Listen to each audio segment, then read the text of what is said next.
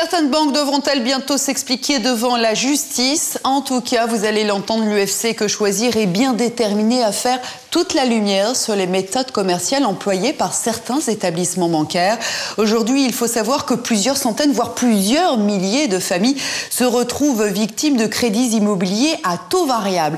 En fait, elles pensaient avoir contracté des prêts immobiliers à taux capé, c'est-à-dire sécurisés par un plafond maximal. Alors pour comprendre cette situation, enjeux et témoignages avec ce reportage de Bruno Timsit et Patrice Brugère. Il y a 2 ans, pour acheter son appartement de 63 mètres carrés, Natacha Lazic a contracté un prêt immobilier. Quand elle a choisi un crédit à taux variable, pour elle, tout était clair. Si le niveau des taux d'intérêt augmentait, son taux à elle augmenterait également, mais pas au-delà d'une certaine limite, un cap dans le jargon bancaire. Mais ce n'est pas du tout ce qui s'est passé. C'est un prêt de 138 600 € qui a été fait donc sur 30 ans, à un taux de 3,2, capé 1,2, ce qui signifie que mon taux ne pouvait pas augmenter plus de 4,4%. Et aujourd'hui? J'en suis à 6%. Résultat, 611 € de mensualité, 57 € de plus que prévu. Sur 30 ans, environ 60 000 € à régler en plus, si les taux en restent là. Qui me dit qu'en 2009, mes mensualités vont pas augmenter à 700 €, puis 800, puis 900, c'est écrit nulle part. C'était écrit nulle part que les mensualités augmenteraient. Et forcément, elles augmentent. Au niveau revenu, moi, je n'augmente pas aussi vite que les mensualités. Donc forcément, ma vie est un peu réduite au niveau pouvoir d'achat, forcément. Elle a le sentiment d'avoir été trompée par ses conseillers bancaires qui lui auraient assuré que ce cap existait bel et bien. Pour preuve de sa bonne foi, cet échéancier fourni au départ. Hors assurance, le même montant sur chaque ligne, pour chaque mensualité, car seule la durée du crédit devait augmenter. Comme Natacha Lazic, ils sont 770 pour l'instant à avoir rejoint un collectif d'emprunteurs qui se disent tous victimes du crédit foncier. Un collectif avec des porte-paroles et une ligne d'attaque, les ambiguïtés du contrat. Donc il s'agit de cette phrase-là qui dit « Le taux maximum servant au calcul des échéances est de 4,95. Ce taux est distinct du taux d'intérêt. » Et en fait, cette phrase, elle pose problème parce que beaucoup ont cru que le taux maximum servant au calcul des échéances était le taux maximal d'intérêt. Quand vous avez quelqu'un en face de vous qui est censé être un professionnel, qui vous explique par A plus B que ce taux-là, c'est bien votre taux maximal, qu'il n'y a pas de problème, que rien ne bougera, que de toute façon, votre crédit est capé, vous le croyez ? Une plainte a été déposée contre le crédit foncier. Pour l'établissement, cette phrase n'a rien d'ambigu. La banque a pourtant refusé de nous recevoir. Tout comme le crédit social des fonctionnaires qui avaient vendu une partie de ces contrats. Nous avons sollicité le représentant officiel de l'ensemble des établissements de crédit. Nous réalisons l'interview, mais il refuse de parler des affaires en cours. Nous lui soumettons tout de même le contrat. Mais c'est un cas particulier sur lequel, évidemment, il m'est difficile de me prononcer. Mais quand vous, professionnel, vous lisez une phrase de ce type-là, si vous vous mettez à la place de l'emprunteur, ça vous semble...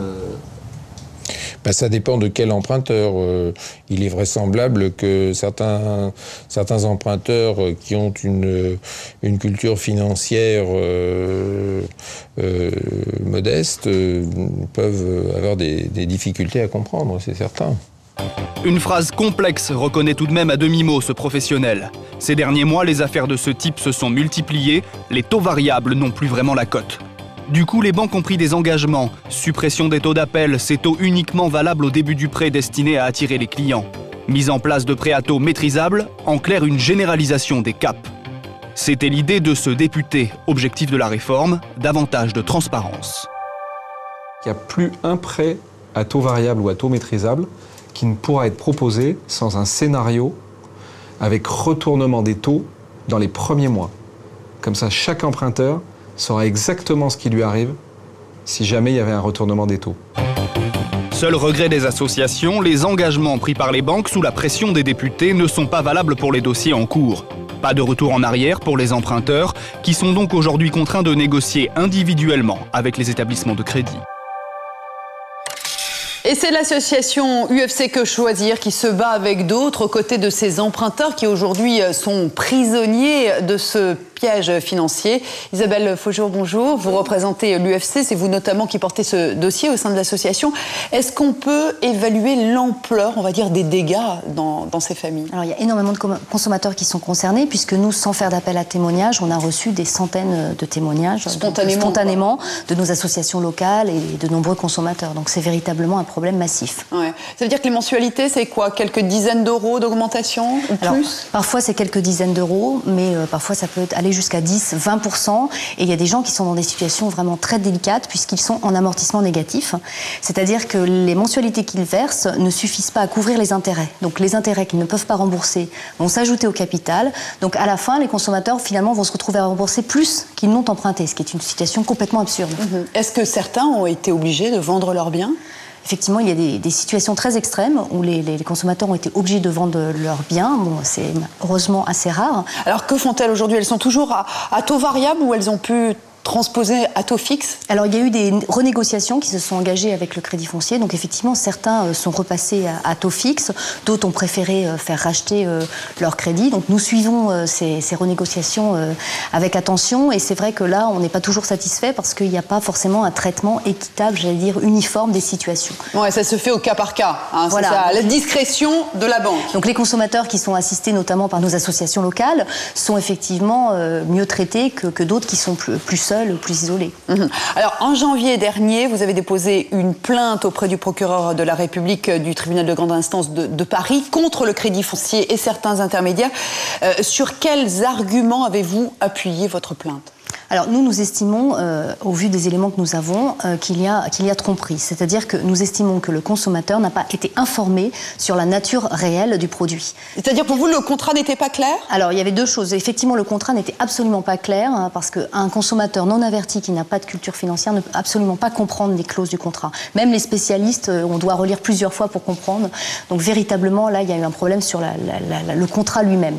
Mais surtout, on leur a vendu un produit en leur disant que ce produit était sécurisé. On leur a dit, vous inquiétez pas, en cas d'augmentation des taux, seule la durée sera impactée et puis vos mensualités sont capées. Sauf que ce qu'on leur a pas dit, c'est que le taux d'intérêt, lui, n'était pas capé. Il n'y avait pas de sécurité sur le taux d'intérêt.